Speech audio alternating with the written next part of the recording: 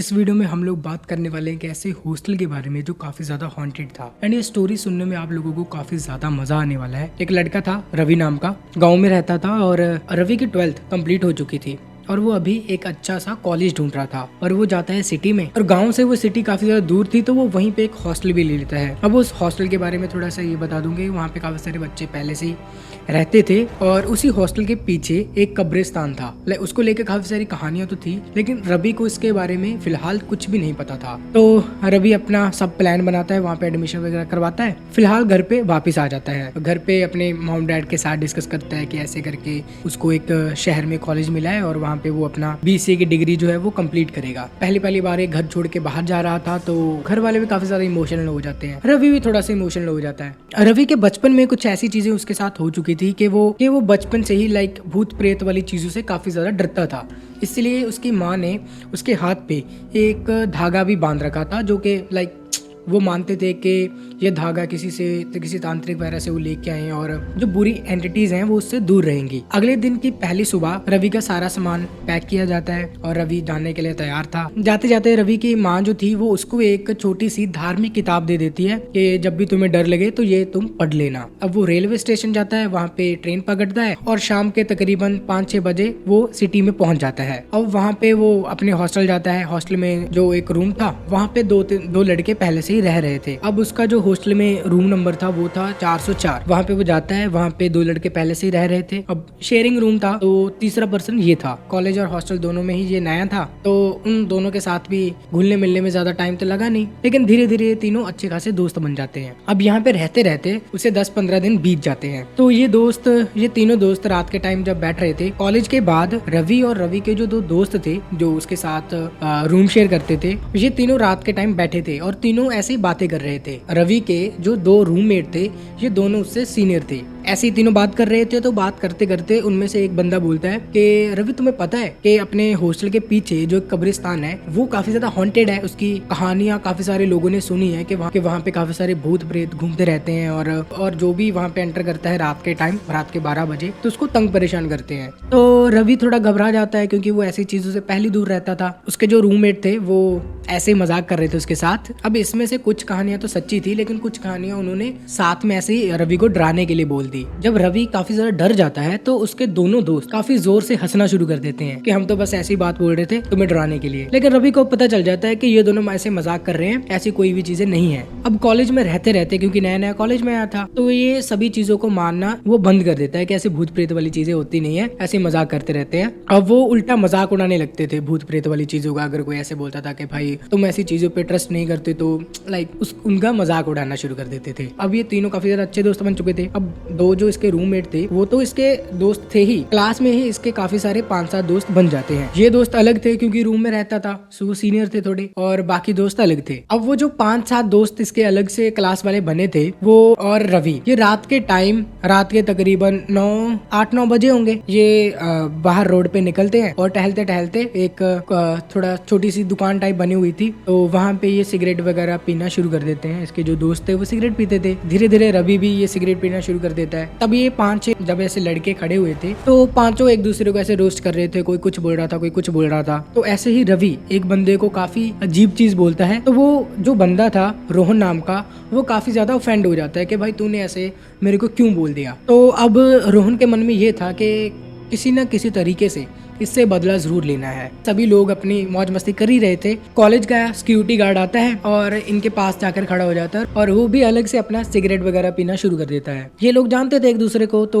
थोड़ी बातचीत होती है। तो रवि उससे पूछता है कि ये कब्रिस्तान की कहानी उसने काफी ज्यादा सुनी है तो क्या ये सच्ची है। जो वहाँ का सिक्योरिटी गार्ड था वो बोलता है हाँ, यहाँ का जो कब्रिस्तान है वो काफी ज्यादा हॉन्टेड है, तुम में से कोई भी वहाँ पे जाने की गलती मत करना, क्योंकि कोई भी इंसान वहाँ पे जब जाता है तो उसे अजीब अजीब आवाजें सुनाई देती है। जब कोई इस कब्रिस्तान से बाहर निकलता है रात के टाइम और पीछे मुड़ के देख ले तो उसके साथ काफी सारी अजीबो गरीब चीजें होना शुरू हो जाती हैं। अब रवि भी इन सभी चीजों पे ट्रस्ट कम ही करता था तो वो सभी दोस्त ऐसे हंसना शुरू कर देते हैं। रात के तकरीबन 10:30 हो चुके थे तो वो वापस अपने हॉस्टल के रूम में चले जाते हैं। अब अगली सुबह होती है, कॉलेज में बंक वगैरह मार के कॉलेज के एक लॉन में सभी दोस्त इकट्ठा होके बैठे हुए थे और ट्रूथ एंड डेयर खेल रहे थे। एंड ट्रूथ एंड डेयर खेलते खेलते किसी को कोई टास्क मिलता है, किसी को कोई टास्क मिलता है। तो उनमें से एक बंदा था रोहन, जिसको मैंने पहले भी बताया है कि वो काफी ज्यादा ऑफेंड हो गया था रवि से। अब जब रवि की बारी आती है कि रवि को कोई टास्क दिया जाएगा ट्रूथ एंड डेयर का, तो जो एक लड़का रोहन था जो उसकी बात से काफी ज्यादा ऑफेंड हो गया था, तो वो रवि को टास्क देता है कि आज की रात 12 से 11 बजे अपने हॉस्टल के जो पीछे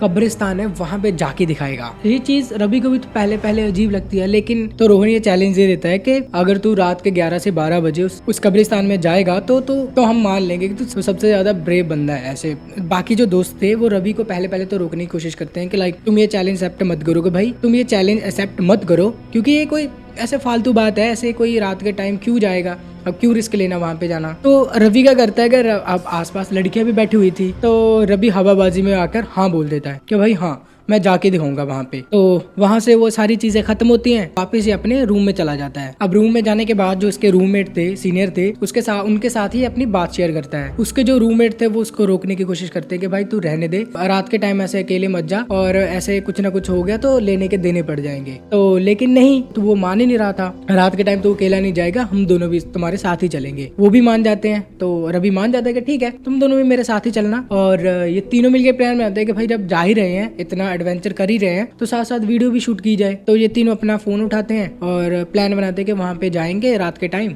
और वीडियो शूट कर लेंगे, और अपने पास एक एविडेंस भी रहेगा। रात के तकरीबन 10 से 11 बजते हैं। जिस बंदे ने चैलेंज दिया था वो उसको कॉल करता है कि भाई ऐसे करके तूने तो जाना था वहां पे। रवि बोलता है कि हाँ हम तीनों जा रहे हैं और मेरे साथ मेरे दोस्त भी हैं, और एविडेंस के तौर पर हम लोग एक वीडियो भी शूट करेंगे, सुबह दिखा देंगे कि भाई हमने देखो चैलेंज पूरा कर लिया। तो इसके बाद क्या होता है कि रात के 10-11 बजते हैं, वहां जाके, अब कब्रिस्तान ज्यादा दूर नहीं था, तो पीछे ही सड़क से पीछे ही रोड क्रॉस करते हैं और कब्रिस्तान के बिल्कुल गेट के सामने जाके खड़े हो जाते हैं। अब जो इसके साथ वाले जो दो दोस्त थे उनको धीरे धीरे काफी ज्यादा डर लगना शुरू हो जाता है, लेकिन रवि बोलता है कि भाई चैलेंज तो पूरा करना ही पड़ेगा। तो ये अपना फोन निकालता है और ऐसे वीडियो रिकॉर्ड करनी शुरू कर देता है। कब्रिस्तान का गेट तो बंद था, ये तीनों दीवार कूदकर उसके अंदर चले जाते हैं। रवि जो था वो इन सबसे आगे था, वो चलता चलता लाइक इन दोनों से काफी आगे चला जाता है और किसी कब्र पे जाके ऐसे खड़ा हो जाता है और धीरे धीरे और वीडियो शूट करना शुरू कर देता है। वहाँ के कब्रिस्तान का जो चौकीदार था वो वहाँ पे आता है और इन तीनों को रोकता है कि तुम लोग यहाँ पे वीडियोस वगैरह मत बनाओ। जब वो वहाँ का चौकीदार इन तीनों को रोक रहा था तो ये तीनों उसे जैसे तैसे मना लेते हैं कि भाई हमें वीडियो शूट करने दो, तुम्हें हम कुछ पैसे दे देंगे। अब वो जो चौकीदार था वो तो 500 रुपए में बिक गया, तो ये उसे 500 रुपया दे देते हैं। और जो इसके दो दोस्त थे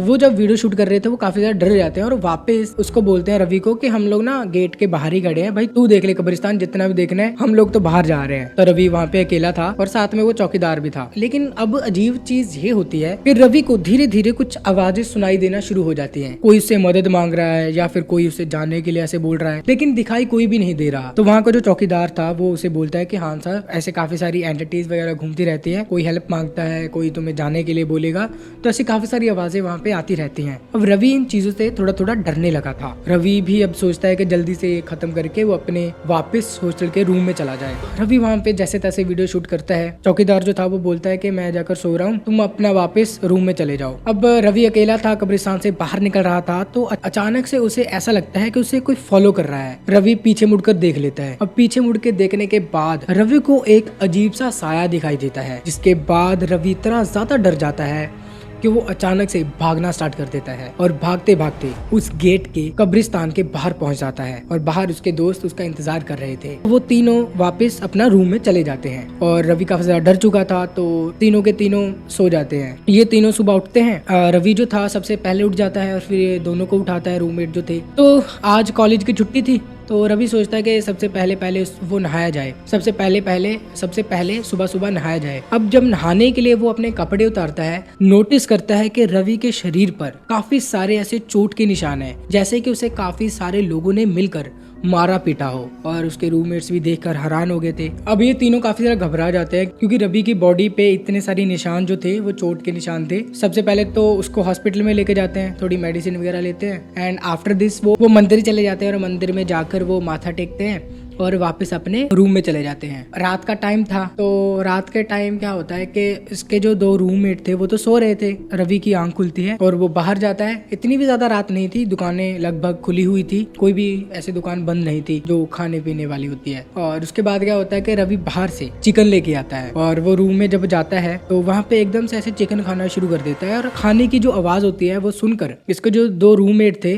वो उठ जाते हैं। के बाद वो काफी ज्यादा हैरान हो जाते हैं कि लाइक जो बंदा भाई हमेशा अंडे वगैरह खाने से डरता है, वो एकदम से ऐसे चिकन खाना कैसे स्टार्ट कर देता है, और वो अपने ऐसे उल्टे हाथ से चिकन खा रहा था। तो ये देखकर उसके दोनों रूममेट काफी ज्यादा हैरान थे। वो रवि के पास जाते हैं और उससे ऐसे बोलते हैं कि भाई तू चिकन क्यों खा रहा है, तू तो खाता ही नहीं है। ये सुनकर उनकी तरफ ऐसे गुस्से से देखता है और वापस चिकन खाना स्टार्ट कर देता है। और जब उसके दोनों रूममेट उससे पूछते हैं कि भाई कुछ तो बोल, तो उसके बाद रवि अजीब सी आवाज में ऐसे बोलता है कि तुम लोग दूर हो जाओ मेरे से, ऐसे करके ऐसे बोलता है। उन दोनों को पता चल जाता है कि इसके अंदर कुछ ना कुछ एंटिटी तो आ चुकी है। तो इसके बाद वो दोनों डरते डराते वहीं पे सो जाते हैं। दिन की सुबह जब होती है सोचते हैं कि यार ऐसे हालत में हम रवि को छोड़ तो नहीं सकते, हमें कुछ ना कुछ तो करना ही पड़ेगा। रवि के जो मॉम डैड थे उनको बुलाया जाता है और वो जब आते हैं रूम में तो रवि से पूछते हैं कि बेटा तबीयत कैसी है। तो रवि बोलता है कि हरास से पता नहीं क्यों उसको ऐसा अजीब सा फील हो रहा है कि उसको मिलके ऐसे लोगों ने मारा पीटा हो, उससे काफी ज्यादा ऐसे पेन फील हो रहा है उसकी बॉडी में। उसके माँ बाप भी धीरे धीरे समझ चुके थे कि उसके साथ क्या कुछ चल रहा है,